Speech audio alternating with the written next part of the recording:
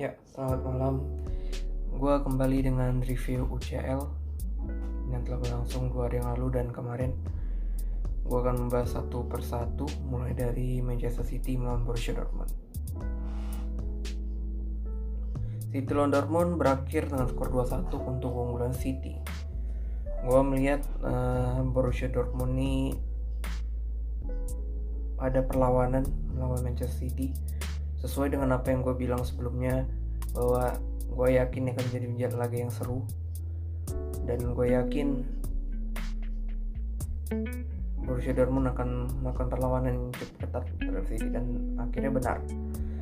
Dortmund melakukan perlawanan, dan gue bingung dengan kenapa waktu menit 36 itu gol Jude Bellingham itu dianulir, padahal gue melihat tidak ada pelanggaran sama sekali.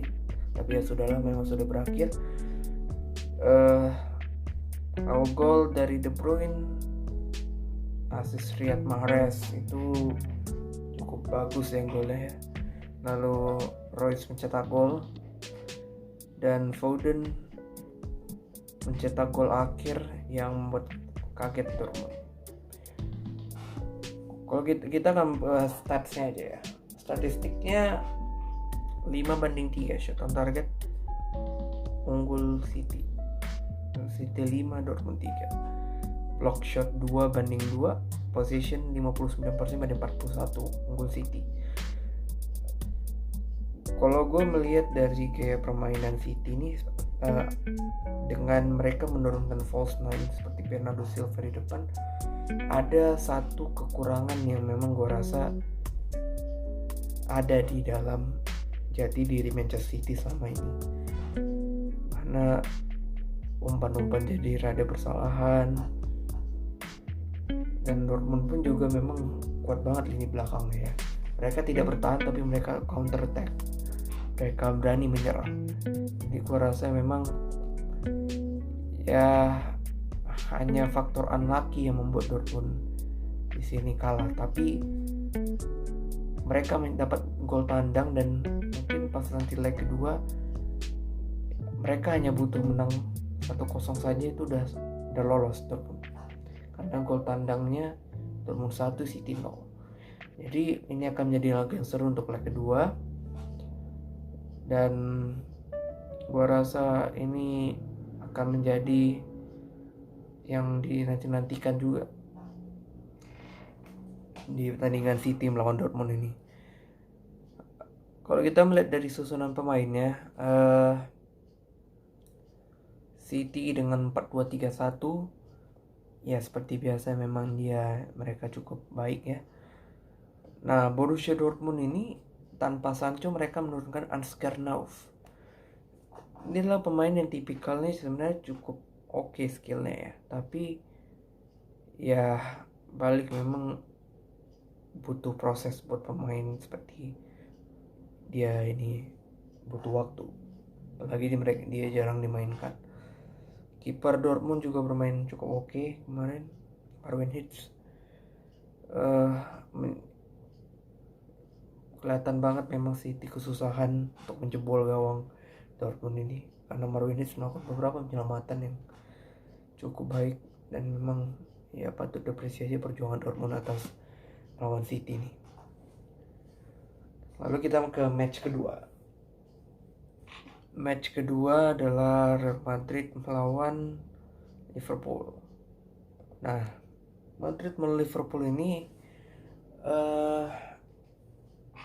menurut gue Madrid layak menang. Kenapa? Permainan Liverpool melawan Madrid kemarin nih, gue nggak bisa bilang itu bagus. Hancur bahkan. Madrid mampu menguasai pertandingan.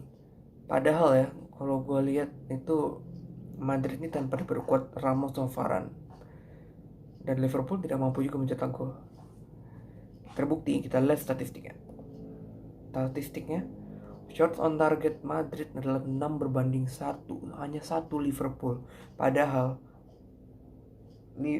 Madrid ini tidak menurunkan back intinya Ramos dan Varane, tapi mereka menurunkan Nacho sama Militao kalau nggak salah. Itu kelihatan block shotnya juga 5-3. Walau gue tahu posisinya menang Liverpool, tapi kalau secara penyerangan jauh Madrid unggul. Jadi menurut gue Madrid wajar menang. Kita lihat line up-nya.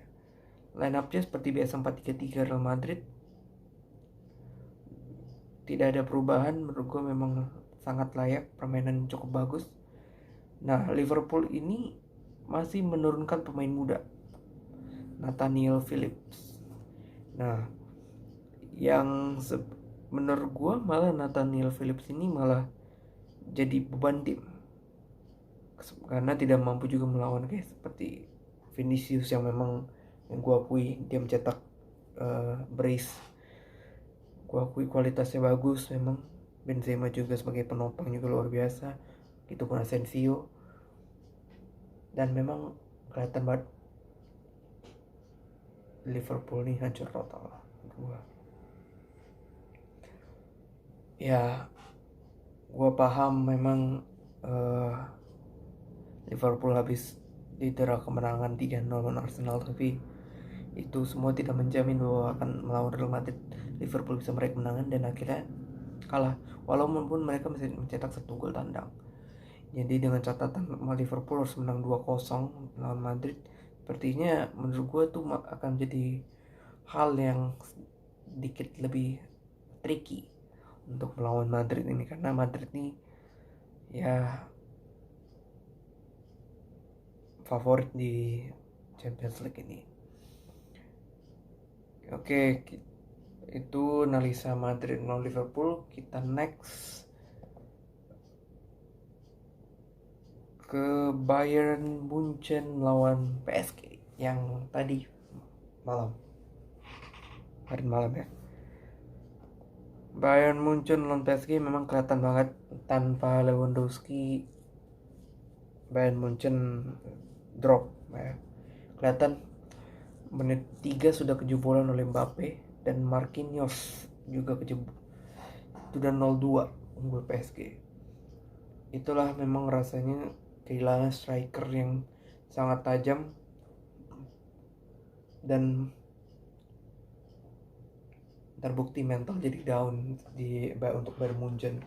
Walau kita tahu juga Bayern Munchen ini adalah salah satu favorit juara di UEFA Champions League ini, tapi gue paham betul memang ya itulah susahnya, memang berat tanpa striker yang sering diandalkan seperti Lewandowski.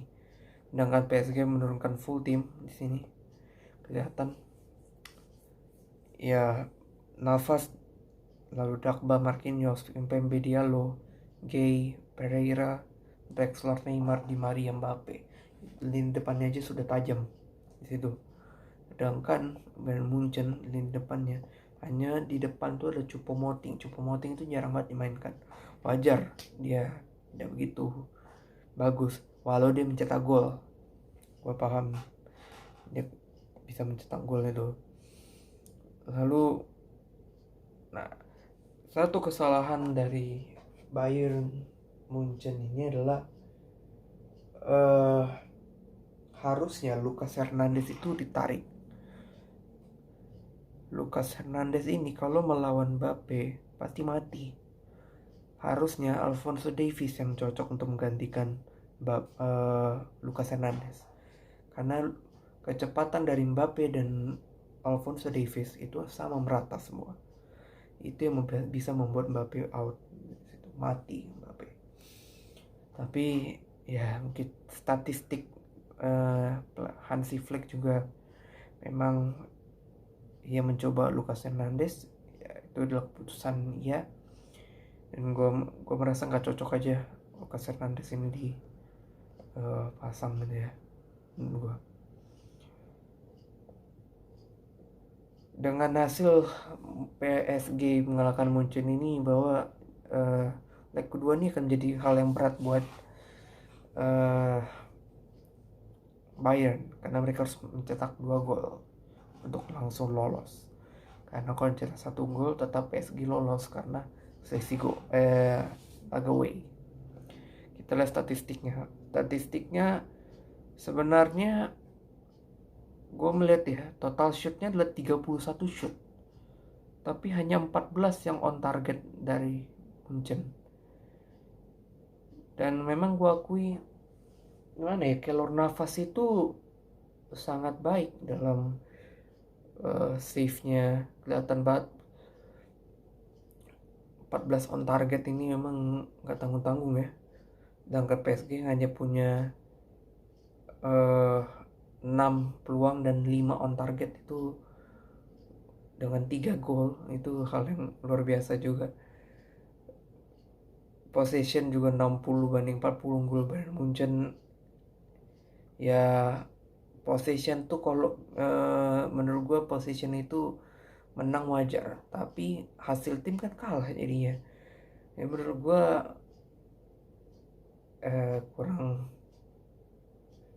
kurang pas aja Bayern Munchen kali ini bermain.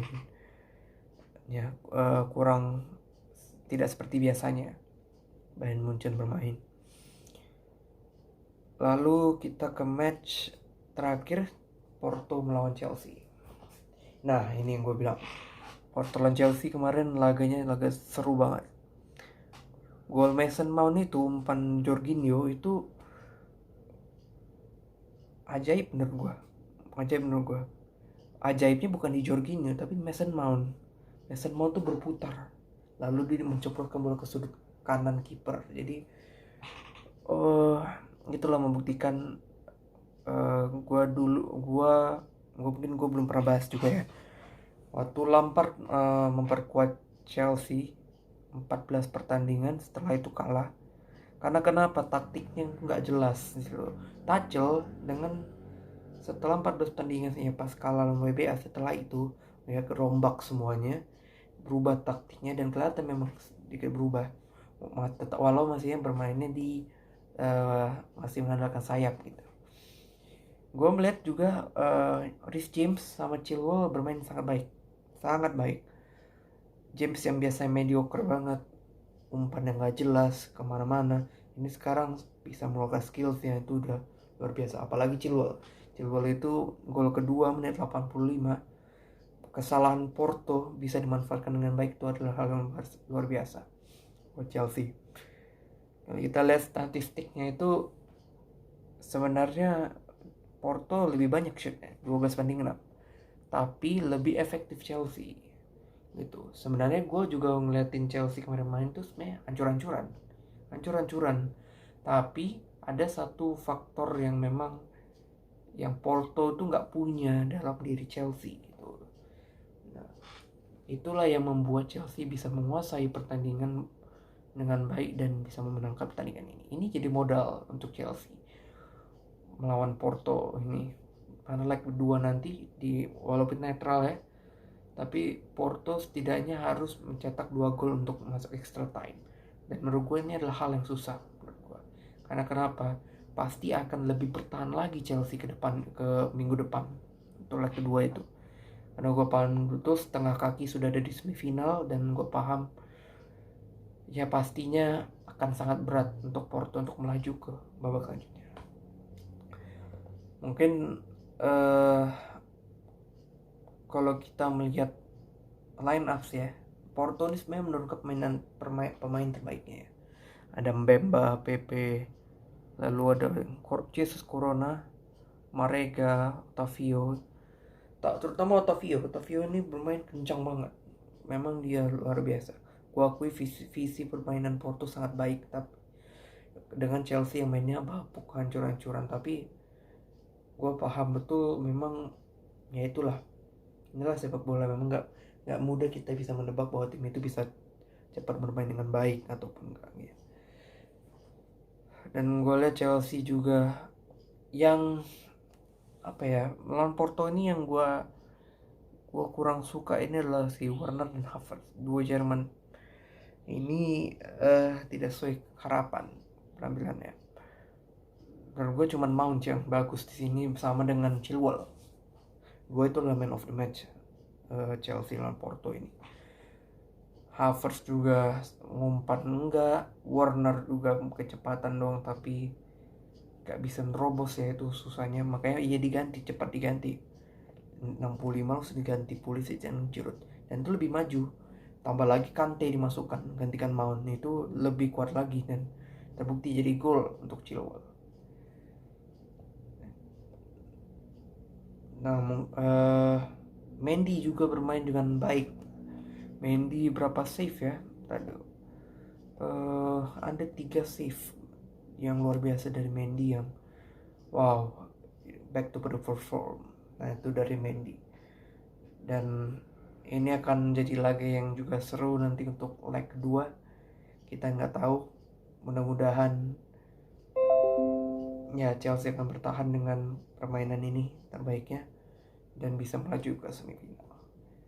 Oke, itu aja analisa gue terhadap 4 match pertandingan UCL pada hari ini. Dan forget to subscribe my YouTube channel Alvito Tarigan.